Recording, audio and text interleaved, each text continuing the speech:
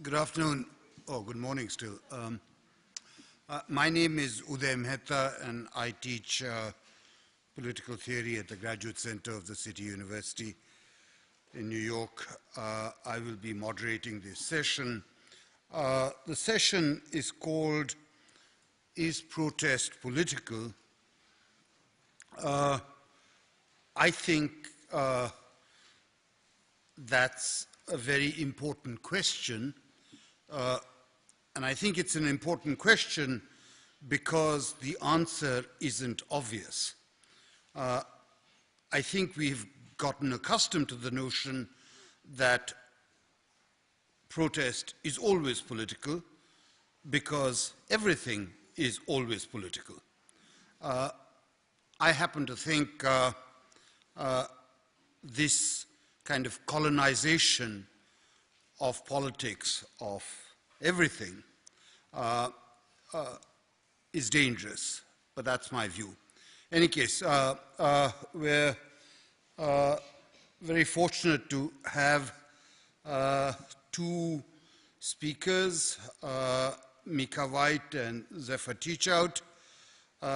I think it is a compliment to them that they are both unsuccessful candidates in elections.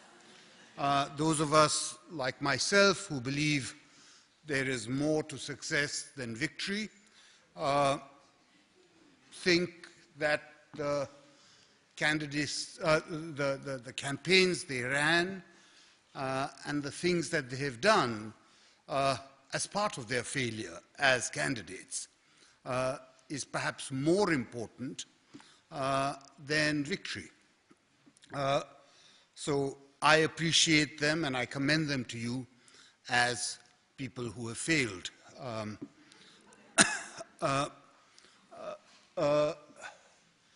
They're both professors, they're both authors, they're both public intellectuals. I shan't say more about them. I think you're probably familiar with both.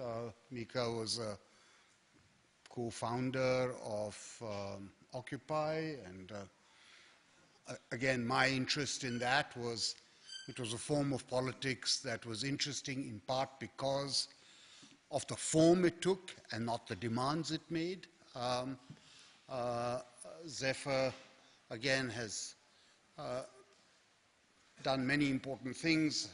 As a New Yorker, I feel her candidacy in the gubernatorial elections was something that truly inspired me. So, without more ado, Micah, why don't you? So Micah will speak first, then Zephyr, and then hopefully we'll have a conversation.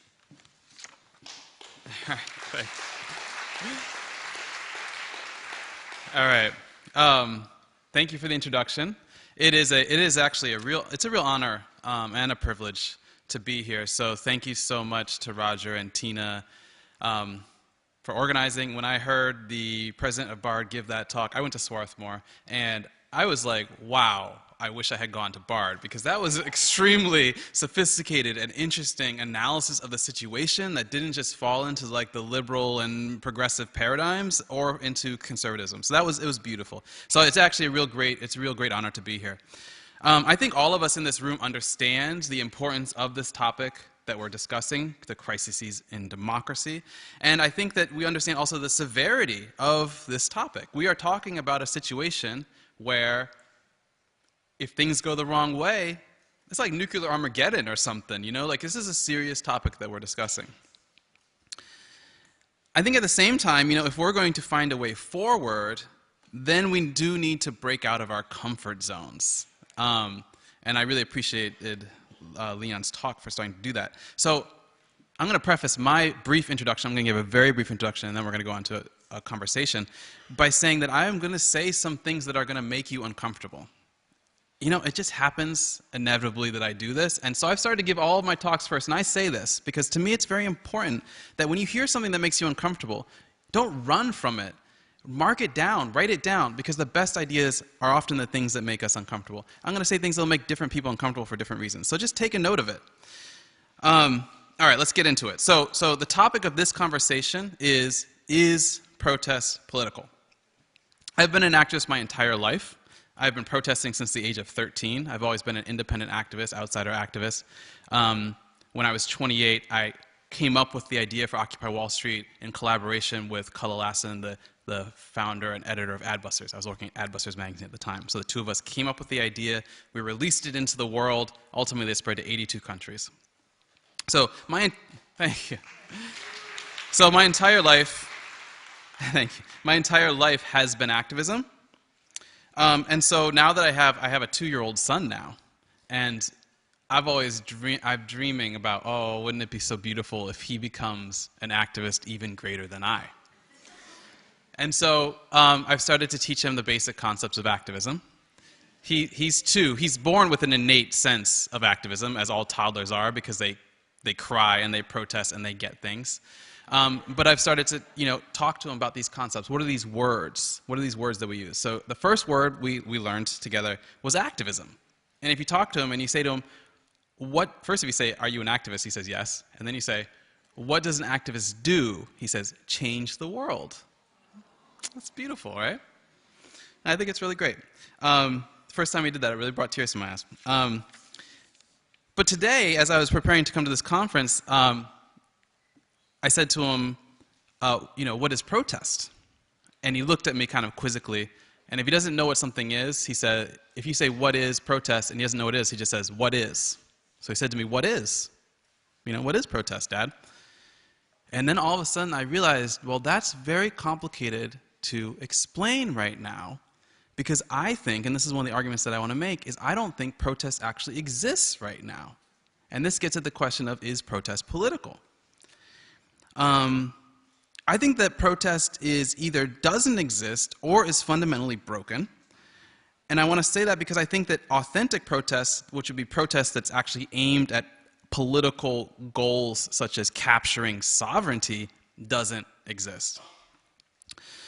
What do we do when we protest? Let's take a step back. What are activists doing when we protest? Well, one thing that we're doing, I think, is we're acting out a story about democracy. What we're doing is we're trying to manifest some sort of collective will. If you look at the Declaration of Independence or even the Universal Declaration of Human Rights, it contains within there the central core myth of democracy, which is that the authority of the government rests upon the consent of the governed. Okay? So from an activist perspective, what we're doing when we do large-scale marches or occupations is we're saying, look, we're showing you our discontent. We're manifesting a sovereignty that's higher than our elected representatives. We're a democratic force, a force of democracy. We're the manifestation of true democracy. And my argument would be that actually that doesn't work anymore, and that's not true. That form of sovereignty, that popular sovereignty, doesn't work. It doesn't exist. And so protest is broken is connected to this question of the crisis in democracy. I think that there's a second aspect to this, which is that, and I just want to say historically, sometimes I start to think about, well, when did this happen, this transition moment? And I think one of the key moments in the kind of death of popular sovereignty or the breakage of protest was really the February 15th, 2003 global anti-war march. If people remember that day, I was there. I almost got trampled by a police horse. I was in New York City. The entire world, it was amazing. The entire world protested together on one day saying no to the war. We had one demand. If you look at the pictures of London, it was like 100,000 people with one sign just said no to the war. And George Bush got on television, and he said, I don't listen to focus groups. I don't listen to focus groups. So he called all of the global protests a focus group, and 1 month later, he went to war. I think this was the defining moment when Western democracies basically said, no, the people cannot manifest a sovereignty greater than us outside of elections through street protest. And I think it's taken activists like, we don't want to believe that. That's the central myth of activism. Why would we want to believe? The second thing I want to say about protest is I actually think that one of the fundamental problems is that activists, maybe unconsciously sensing that sovereignty is broken somehow or protest is broken, that activists, especially on the left, are not actually revolutionaries anymore. They're actually not political. They actually don't believe in taking sovereignty and governing. Like, and this always blows my mind because I say this, and then people are like, no, that's not true. But then I say, well, do you actually want to overthrow Trump and then govern? And they're like, no. And if you actually talk to most activists, they don't, either out of some sort of naive anarchism or some sort of fear, like, well, if we did that, then we would become like Stalin. You know, like we actually kind of we don't.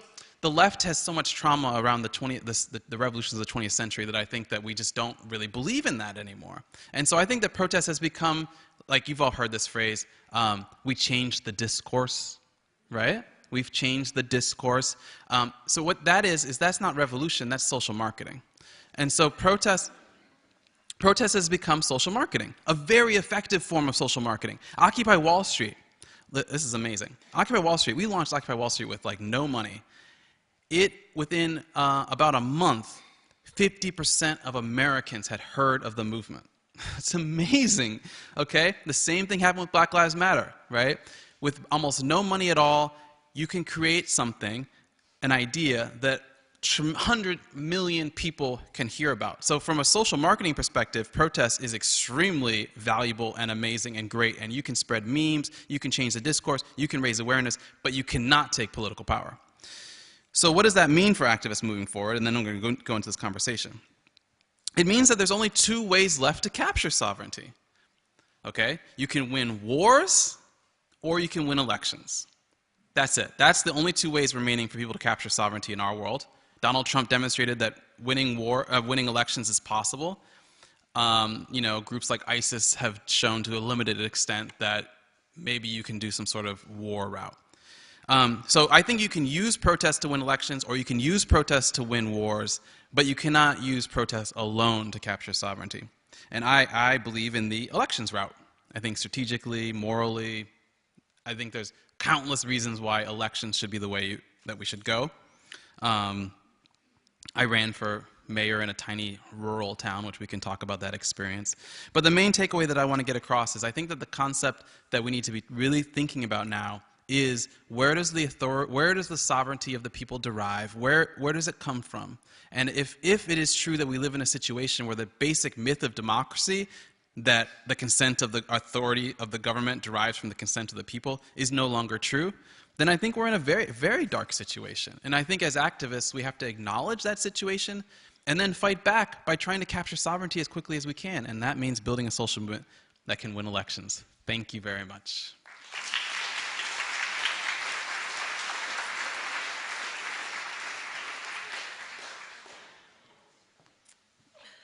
Thank you.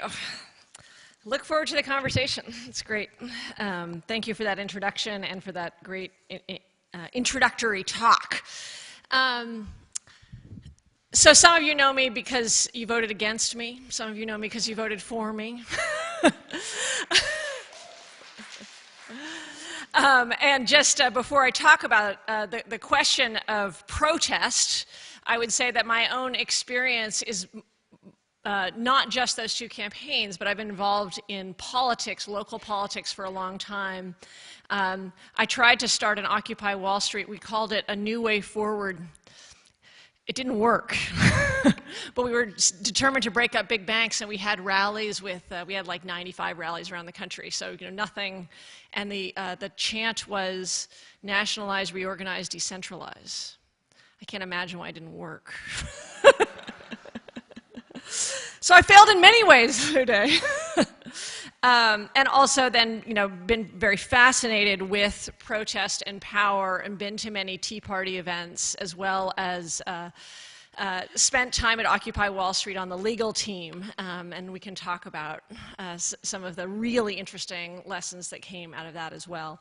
But thinking about this question about protest and politics, I want to introduce a somewhat cheap dichotomy. And those Thoreau scholars can beat me up later. But there's basically I think at least two major strands from which civil disobedience and protest come in this country. And one strand I would largely identify with Thoreau, and the other with King, with Martin Luther King, who of course also learned directly and indirectly from Thoreau. Thoreau's essay on civil disobedience and King's essay, The Letter from the Birmingham Jail, being these two very different models. And the thing that is so striking about King's letter, first of all, important things about King's letter is that he does not start with protest, but starts actually in the four-step process that he almost talks about as a time-tested process for protest. He starts with, first, we collect the facts. Then we negotiate. Then we self-purify. And by self-purify, he means prepare for the inevitable attacks. And then we take direct action. And negotiation is a central part of his story in A Letter to a Birmingham Jail. In fact, what he talks about in A Letter to Birmingham Jail, and then taking this very radical action. One of the things he talks about in A Letter to Birmingham Jail is the importance of dialogue as opposed to monologue. In King's letter, he speaks from a place of profound morality, profound love, and a desire to create tension, which then creates the possibility for power. Thoreau was protesting slavery. And Thoreau's civil disobedience is very much about himself and his discomfort with the fact of government and the fact of law itself. It's a long letter, so I'm not going to go through all of it, but it's mostly about how can he live with himself given what his government is doing. He asks himself, well, why don't I engage in, what Micah would want him to engage in, the laws, the electoral system? And he says, and this is the only part I'm going to quote, as far as the ways the state has provided me for remedying the evil, I know of no such ways. They take too much time, and a man's life will be gone. And then he elaborates on this, saying, I don't really want to be involved in this. And so I see that the sort of fundamental difference here is that one form and tradition of protest is profoundly political in that it is creating tension, it is collective, its goal is change. And the other form, and I say this with great admiration for Thoreau, the other form has more to do with himself and who he is and whether or not he can live with himself. And in the past several decades, I believe a lot of protest, and by no means all, but a lot of protest in this country has taken up a kind of lazy reading of King, and then the spirit of Thoreau to make protest be about the self, what I can live with. And you hear this all the time. Just listen to your radio station story of somebody who's newly involved in Indivisible. The story is, I could not live with it. I could not sit with it myself. It's about people's own need to sort of resolve the tension between what the government is doing and what they are doing, which is very different than starting with a purpose, not with the self. So one of the things that this does, there's a lot of things this does, is that the sort of Thoreau strain then fits also very well with the modern kind of consumer politics.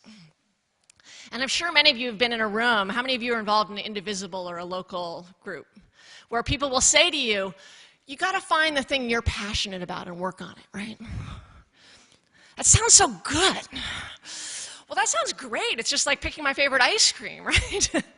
But the truth is, the idea of starting with what you are most passionate about, I'm not saying there's something wrong with that if it happens to align with the good, but as opposed to asking where you see the wrong and what long-term strategic way you can engage in that, those are totally different kinds of questions. And there's this sort of consumer activism that has, consumer language that has infected a lot of protest. So it's about ourselves or about our expression or about our own sense of passion or meaning, and not actually about taking on very serious people with incredible amounts of power, both military and monetary power, charismatic power, and and trying to actually change the way they behave so that people can live better. I mean, those are real, real differences. One of the real weaknesses, I think, then, so the answer, I mean, the cheap answer to the question, having given this sort of cheap dichotomy, is that protest can be political, but not all protest is political. And that protest is political when it recognizes that it is not about the self. It is not about sort of self-actualization, but about achieving some very real change in the material well-being and structures of society. One of the great weaknesses of the consumer self-oriented way of thinking about protest is that it's not too hard to get you off track if you have that kind of approach. So in politics, we have a phrase that we call murder-suicide. I worked on Howard Dean's presidential campaign in 2003, and Dick Gephardt in Iowa performed a murder-suicide. He attacked Howard Dean so strongly because he was coming up on him that both Gephardt and Dean fell to the bottom of the polls, and this guy, Edwards and Carey, floated above them. When I was at Occupy Wall Street, I saw Bloomberg engage in a murder-suicide. Bloomberg wiped out Occupy in a totally irresponsible way, trashing people's property. Bloomberg didn't look good. But the effect was he changed the structure and the way that Occupy Wall Street was working, from a debate about taking on the banks to taking on police practices in New York City. And part of the reason that was possible for him to do is that people in that moment said, what the police are doing is wrong. I have to. I can't live with myself. I must protest this. I have to engage instead of staying on the, and not all people, but staying on the fundamental protest, which is the protest against concentrated financial power.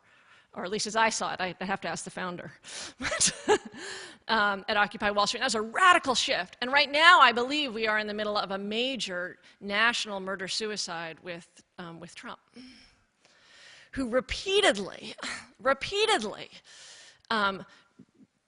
engages in a way that is so offensive and so profoundly disturbing that we feel like we must respond, otherwise we cannot live with ourselves. And in fact, it's not just that. It's like, I must tweet. I am not a good person. I'm not a good citizen if I have not tweeted out my outrage about Trump's response to the NFL. And you feel it, even in your little circle of friends, like, oh my gosh, I haven't gotten on Twitter today. What if I want to say something about the whales? They'll give me... But it's even worse than that. We actually demand of our leaders that they themselves do the same thing. We demand that they go off track. We demand that they respond to outrages. Because if they are not responding to outrage, they are not, in some ways, expressing who they are, as opposed to actually rebuilding society and rebuilding another model besides the Trump model.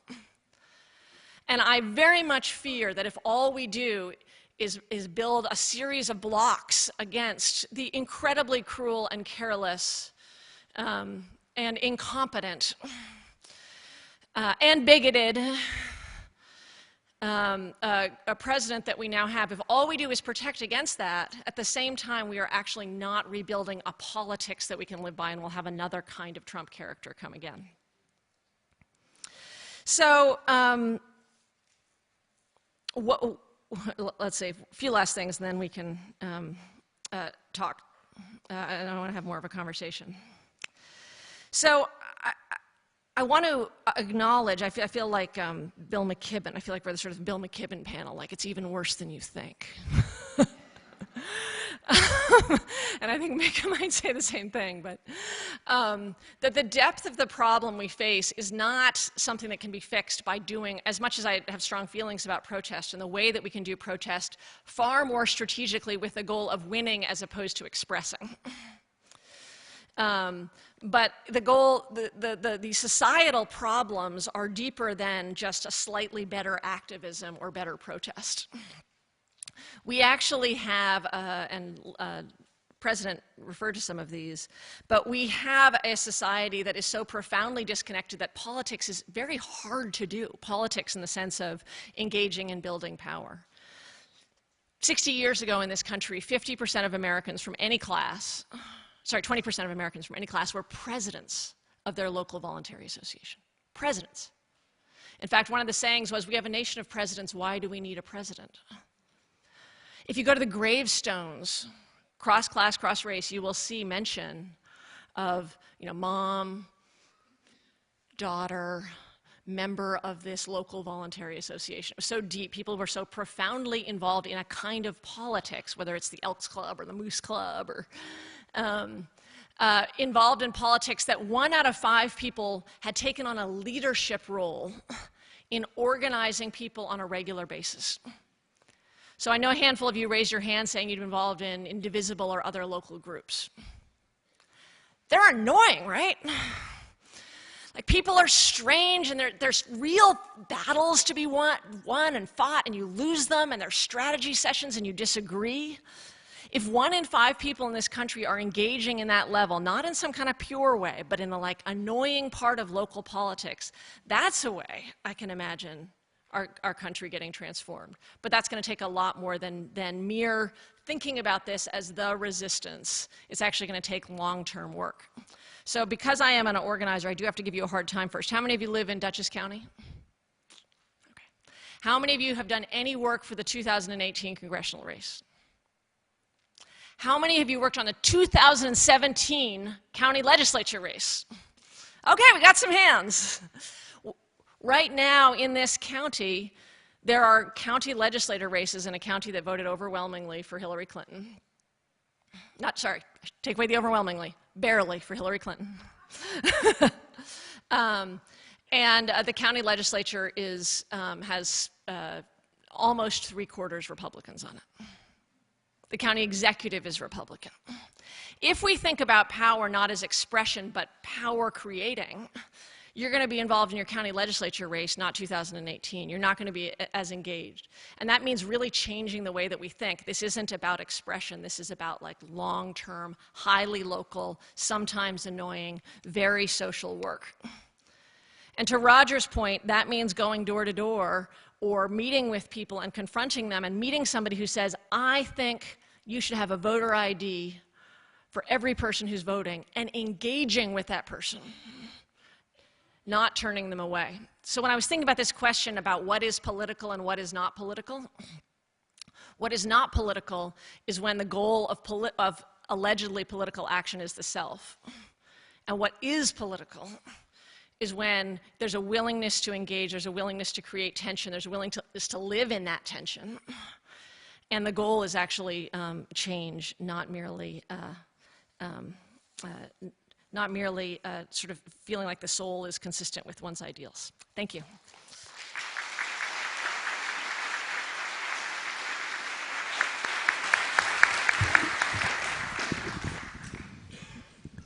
Thank you both. I'll open the floor to questions, but perhaps I can start with one of my own. I was being half serious when I said that I thought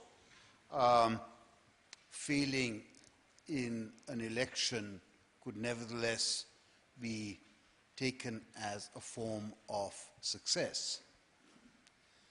But now I realize that maybe the two of you, even though you've lost elections, perhaps don't take it as a form of success. Because I guess, Micah, one of the things that I'm struck by is that you end your talk by saying, look, if you want sovereignty, you've either got to win wars or you've got to win elections. What I find puzzling about that is that one could have said, look, the mistake was in wanting sovereignty in the first place. And if the mistake was in wanting sovereignty in the first place, then you wouldn't be left with just two options. Okay? And I guess when I was in college, I was also part of various forms of protest. And part of what for me was interesting about the protest was that one wasn't just trying to get power. One was trying to bring about a different vision of how to live. But I'm surprised by what you say, because you seem to be saying, look, the whole game is power, so forget this talk about a different vision. Let's just try and win elections. Yeah, that's a really excellent question. And there's a lot of, what happens is now that we're getting into this, there's a lot of nuance that I think I want to bring out in terms of this question. First of all, I do want to just say, yes, I think that there's been this game that we've been playing on the left, which is like, I'm not losing, I'm just winning at a different game. And you're like, no, you're literally losing. We are not the president. You know, like, we have lost.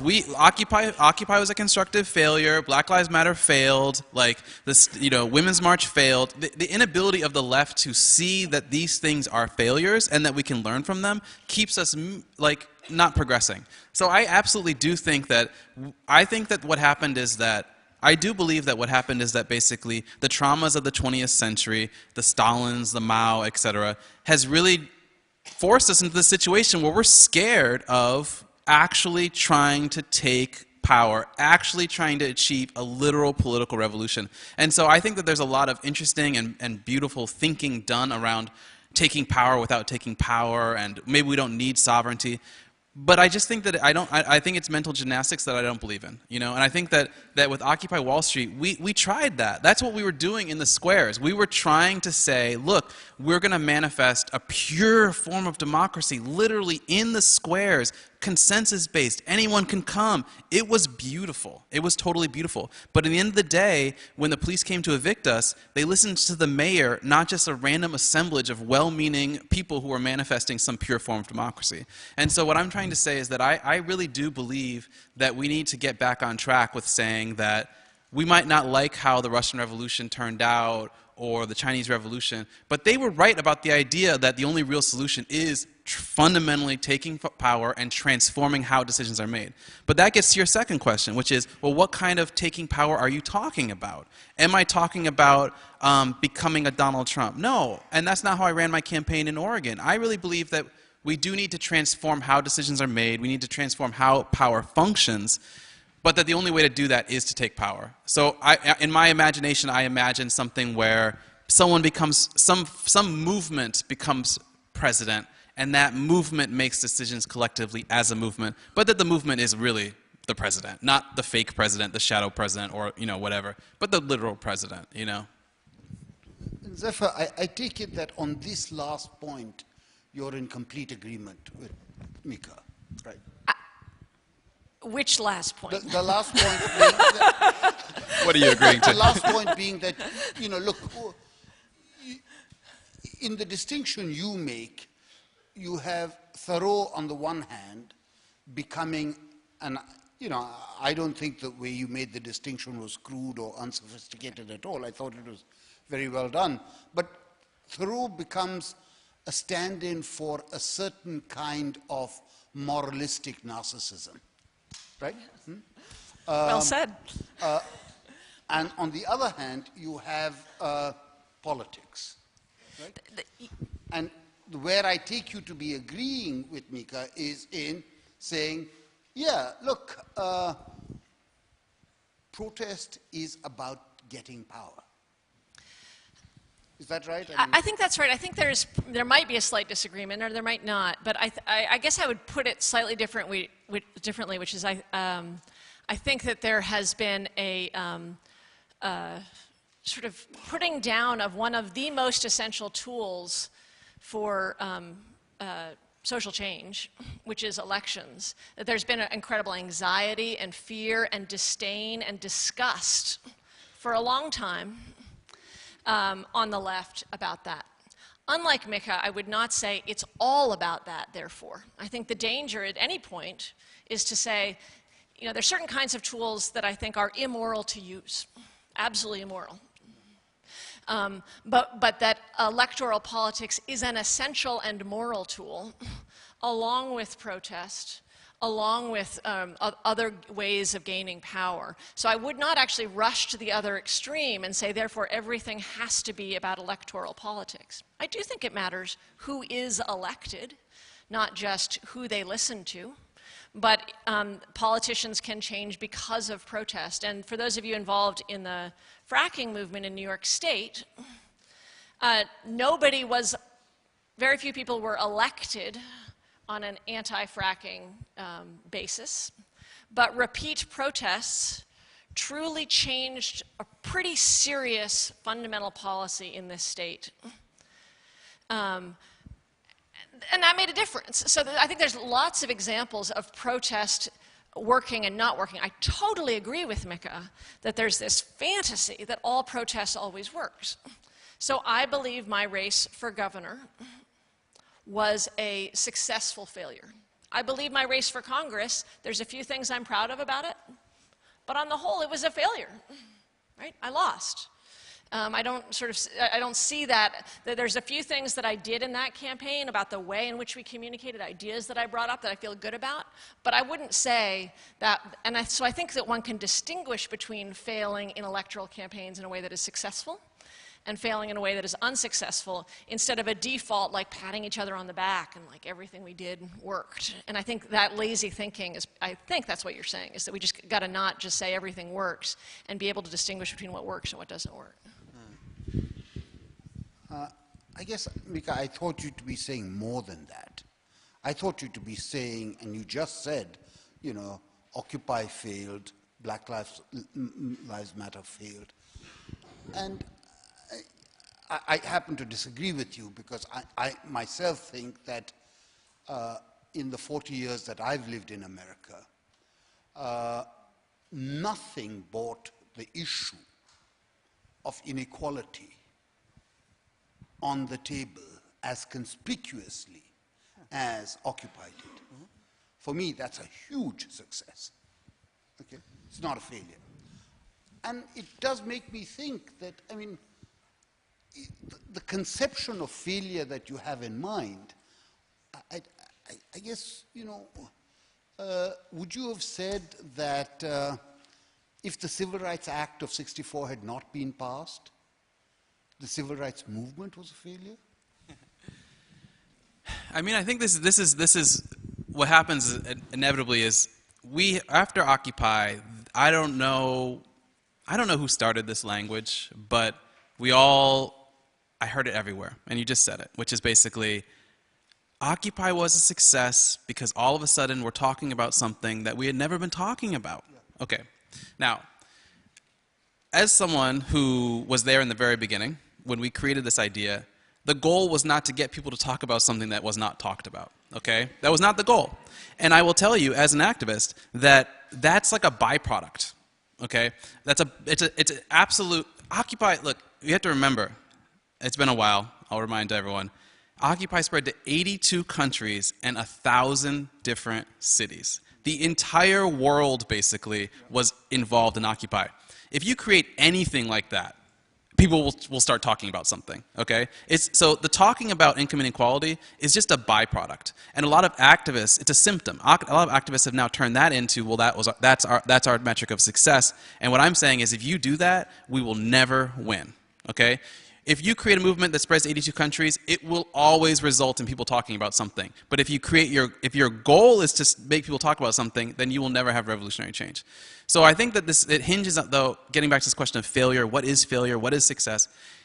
The reason I call Occupy Wall Street not a total failure, I call it a constructive failure. So maybe this gets a little bit this question of a successful failure. And what I say by constructive failure is that it taught us something about activism. It taught us that we don't have to do it again.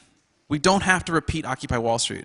We don't have, and I think this is the lesson that was lost on Black Lives Matter, you know, is that basically they came out of Occupy Wall Street and they said, we need to do it again but more militant and more blocking of the streets. And they spread to like 2 countries. And they didn't, you know, and it was beautiful and it was great, and as a black man, I agree with the sentiment. But on the other hand, I'm like, if you want to stop police killing, become the police. Or at least become the force that appoints the police. And this is what was completely lost so I think what I'm trying to say is that, you know, I believe in revolution, and a revolution is a change in legal regime. It's a change in who actually decides the laws.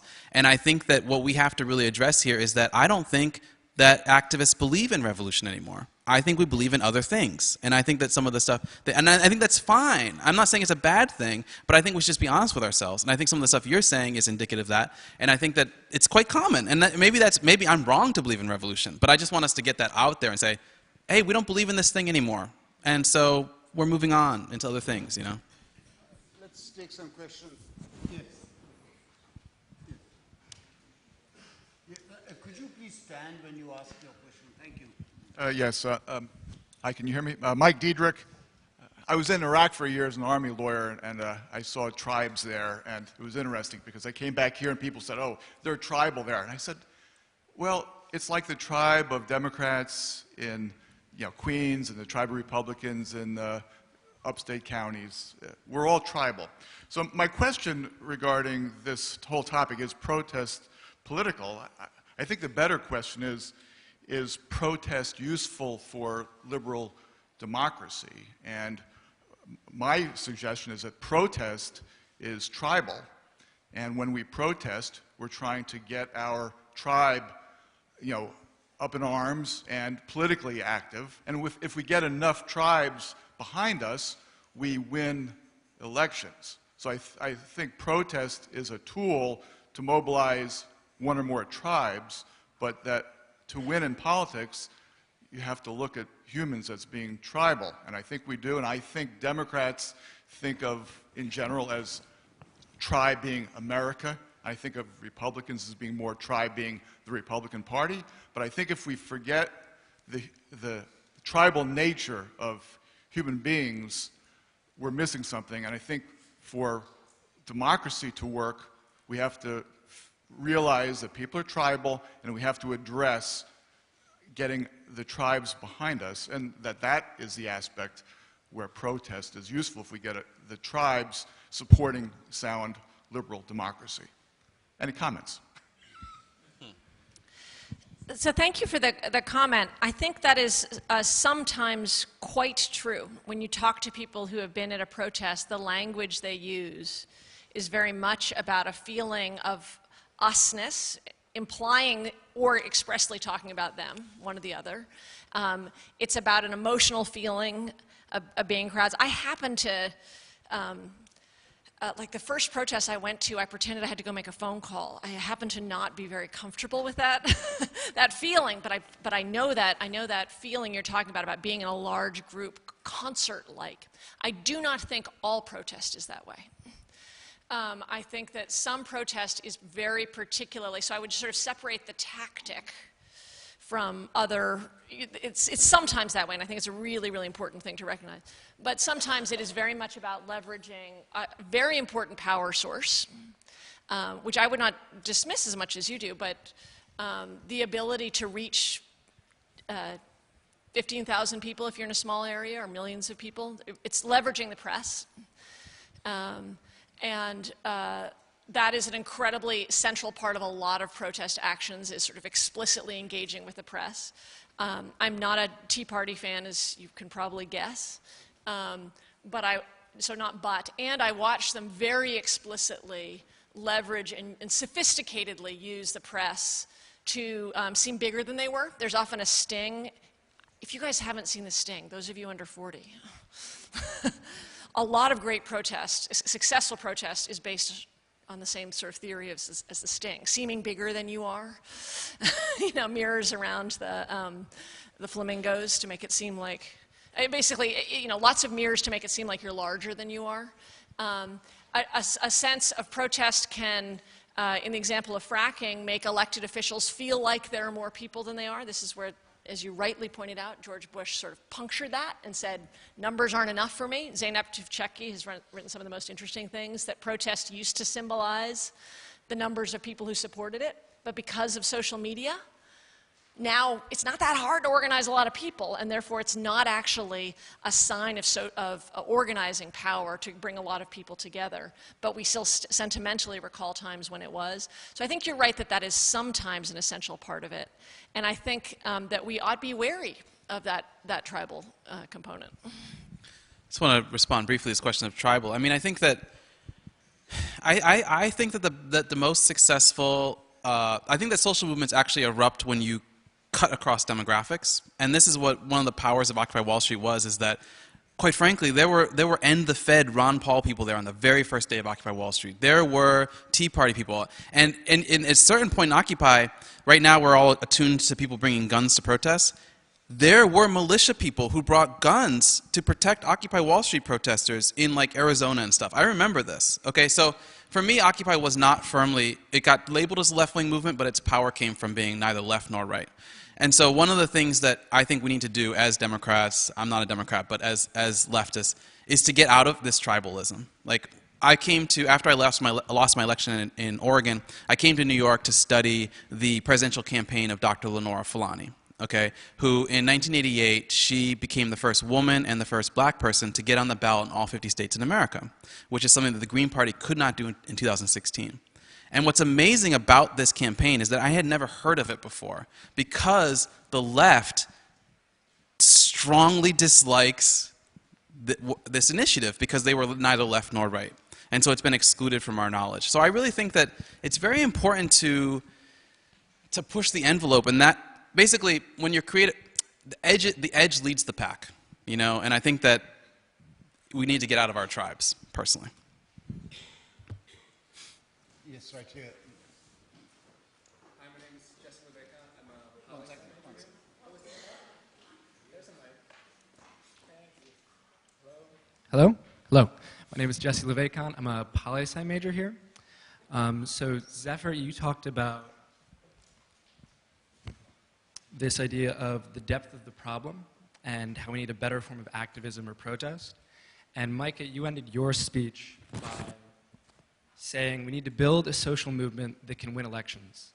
So my question is, loosely, like quickly, what is the ground game for that? Like, what do we need to do logistically to build a ground game that can win elections? Okay, so very quick answer would be that Occupy Wall Street, what you do as an activist is you search for tactics that are being used elsewhere and you import them into a new environment. So Occupy Wall Street was literally, if you read the first briefing that we sent out, it was the merger of what was going on in Spain at that time, which was public consensus-based assemblies, which was what was going on in Egypt, which was going to some place of symbolic importance. So right now in Europe, oh my gosh, how lucky we are, there is a model for what I'm talking about. There's Podemos in Spain, there's the Five Star Movement in Italy, and there's the Pirate Party in Iceland, all three of which are social movements that have won elections. None of them are perfect, obviously, but they are a concrete example of the fact that, like the Five Star Movement is my favorite example because they're neither left nor right. And I used to get a lot of attack. I went to Italy to meet with them, and I got attacked. Oh, you're meeting with them. They're anti, you know. Okay, so they're neither left nor right. They call themselves a movement, yet they're the third largest political party in Italy. They just won the mayorship in Rome. They literally are they've only been around 5 years and are constantly winning elections and moving forward at the same time as they give decision-making power to their members. So my answer would be, study what's going on in Europe and ignore the negative press that it gets, and instead say, how is it these movements, Podemos, for example, within like 6 months of its launch became like the third largest political party. I mean, it's insane, the growth that they're electoral social movements. They're social movements that protest by winning elections. It's amazing. So we need to import that into America.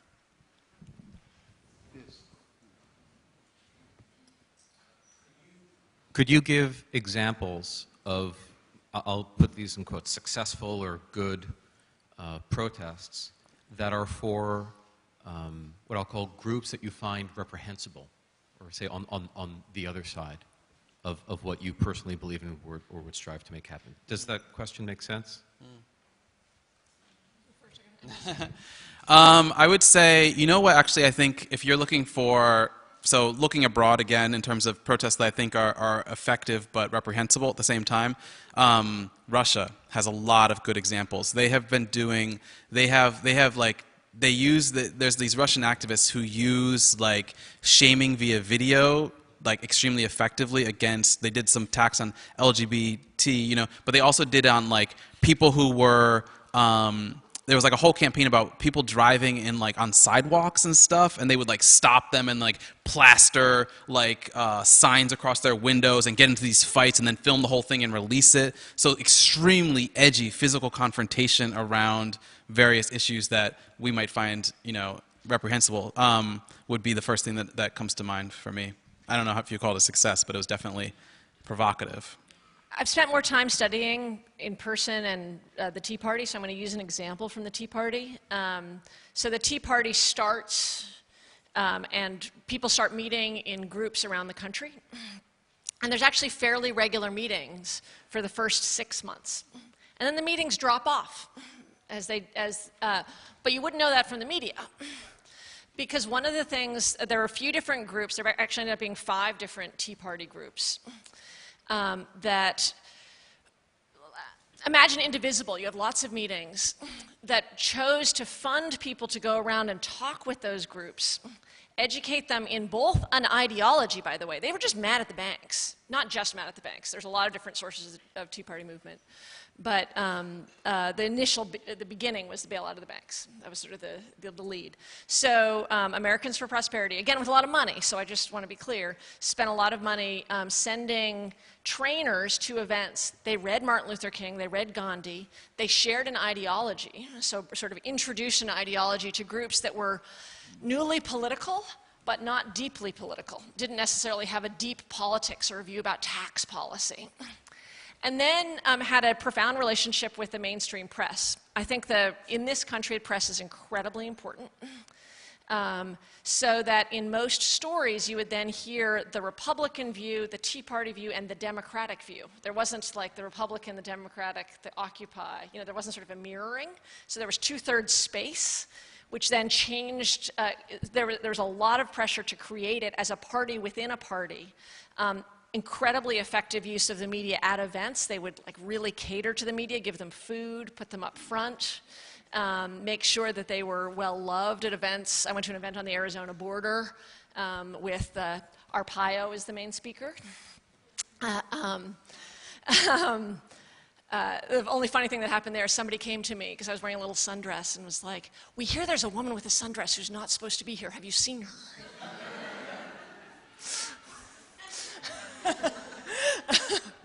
But that aside, there was sort of a serious effort to take, and I think about this a lot in this Indivisible moment because I think there's a lot of newly political people and a real opportunity to create connections between these newly politicized groups. Yes, just in the second row. Yes.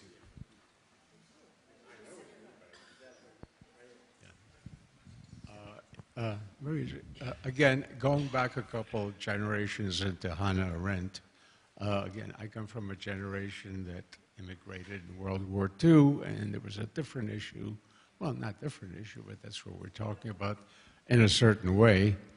And what I wanted to begin, the concept of what you're talking about is power, powerlessness, she brought up in the concept of political space.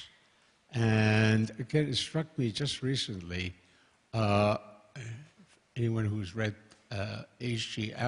Adler and this Theseusstedt experience, and talking, again, there was conflict there with Hannah Arendt and a number of issues, but what he was talking about, the concept that got me, that really we've been skirting, is the concept of a coerced community. There's a difference and it's not, really has to do somewhere with tribalism, about how coerced a particular community is and how it responds vis-a-vis power and powerlessness. For instance, just recently I was at a conference where they were talking about what's going on in Chicago with the great gangs and the murderers and something of that sort. And there you have the ability of a coercion on a community to cause the community to self-destruct in a certain way. And there's another way in which you have the Thoreau effect of, well, saying, well, you were coerced to a certain way, but I can still get out of it without getting harmed.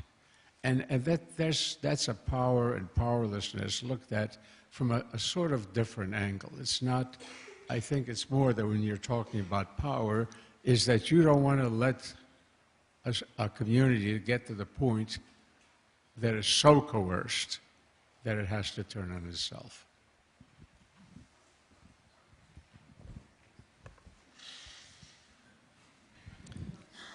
I think that's an interesting point. It's a new concept to me, so I would have to honestly think about it. I think, I don't know, the whole thing about Chicago, I think a lot of it really is the destruction of public housing, which is a kind of issue that I'm focused on. So I'll give you a tangential, completely unrelated answer, which is that if I were to predict right now what the next big social movement protest will be, I tell you it's going to be poor people, public housing. If you start looking into this issue, it's global.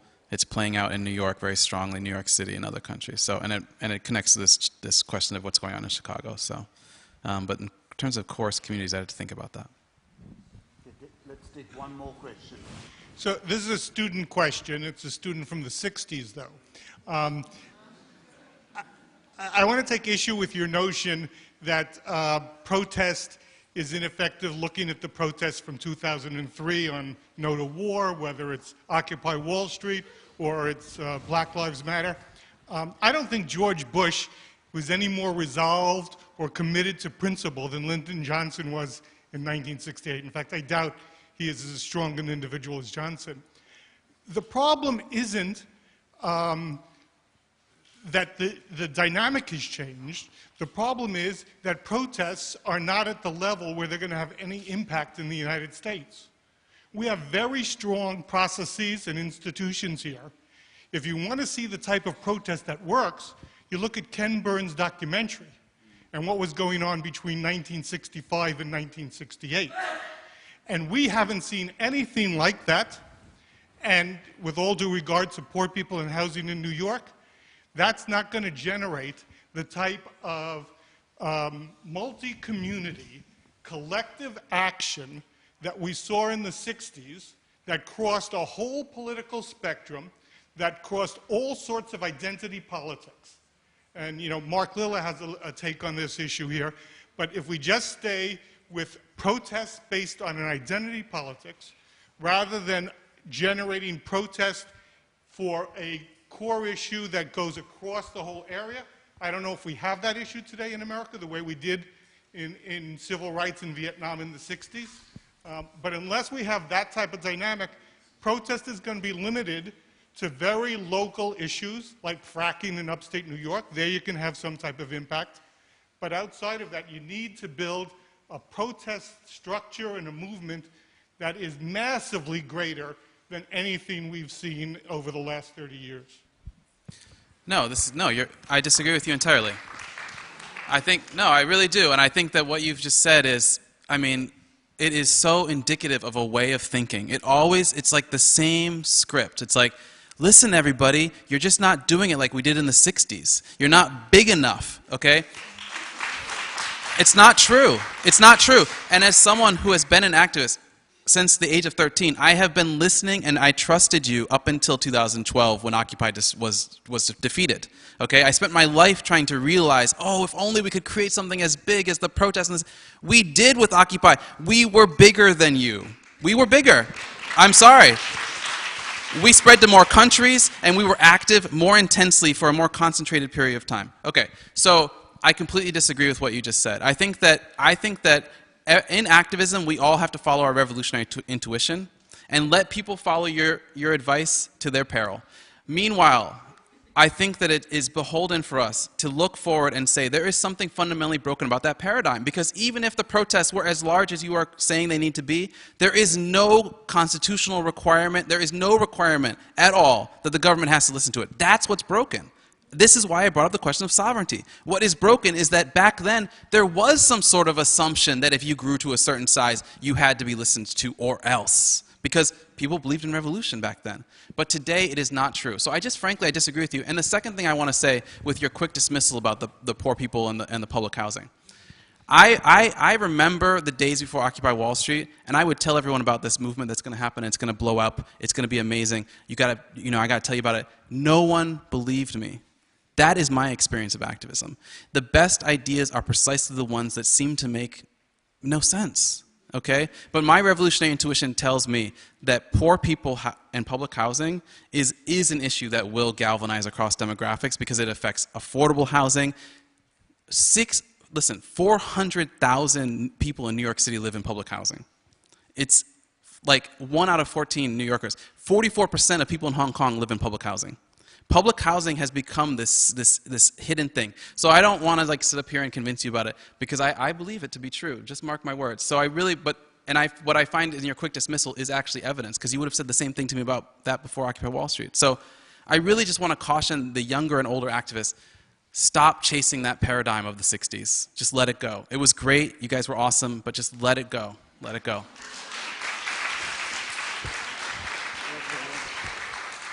Well, on that note, I don't know if it's pessimistic. Thank you very much.